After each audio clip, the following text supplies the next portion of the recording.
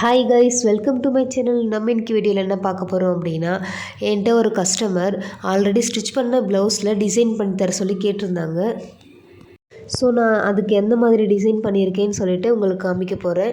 First நான் என்ன பண்ணேன் அப்படின்னா, சாரியோட கிளாத் எடுத்து ஸ்கொயர் ஷேப்பில் கட் பண்ணி சின்ன சின்ன ஃப்ளவராக ரெடி பண்ணி எடுத்து வச்சுக்கிட்டேன். பிகாஸ் இந்த ஃப்ளவர் மட்டும் வச்சு தான் நான் வந்து டிசைன் பண்ணியிருந்தேன்.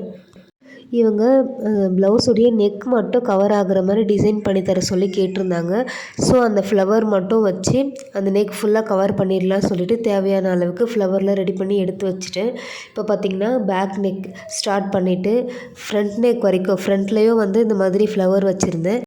நெக் ஃபுல்லாக இந்த மாதிரி டிசைன் பண்ணி முடித்ததுக்கப்புறம் ஃப்ரண்ட் நெக்கில் அப்புறம் ஸ்லீவில் ரெண்டுலேயும் வந்து இந்த மாதிரி ஃப்ளவர் வச்சு தான் டிசைன் பண்ணியிருந்தேன். டிசைன் பண்ணி முடித்ததுக்கப்புறம் பைப்பிங் வச்சுட்டு அதுக்கு மேலே வந்து ஒரு லேஸ் ஒர்க் பண்ணியிருந்தேன். லேஸ் பார்த்திங்கன்னா அவங்க வந்து ரொம்ப சின்னதாக இருக்கிற மாதிரி லேஸ் வைக்க சொல்லியிருந்தாங்க. ஸோ அவங்க கேட்ட மாதிரி இந்த மாதிரி சின்னதாக இருக்கிற மாதிரி லேஸ் வச்சு ஃபுல்லாக கவர் பண்ணி முடித்தாச்சு. இதுதான் அந்த ப்ளவுஸுடைய சாரீ.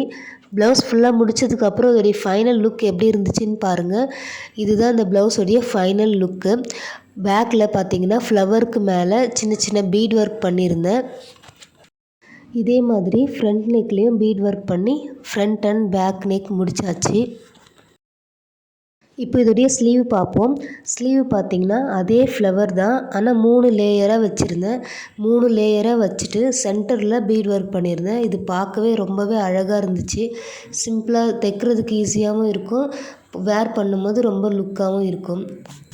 உங்களுக்கு இந்த டிசைன் பிடிச்சிருந்தா ஒரு லைக் பண்ணிவிட்டு போங்க. தேங்க்யூ ஃபார் வாட்சிங். பாய் பாய்.